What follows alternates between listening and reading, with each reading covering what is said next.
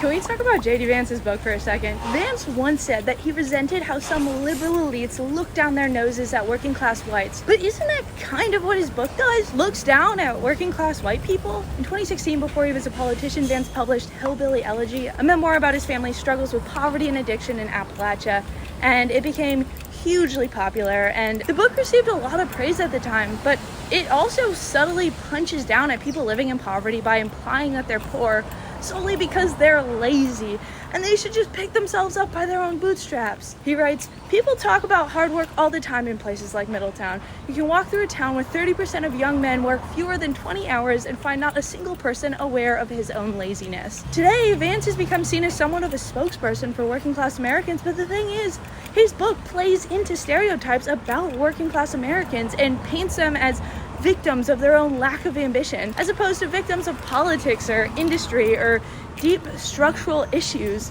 Yes, issues like poverty, especially in places like Appalachia, are deeply complicated, but if you belong to this working class demographic, and some 35% of Americans do and are thinking of voting for the Trump-Vance ticket, just be aware of what Vance thinks of you.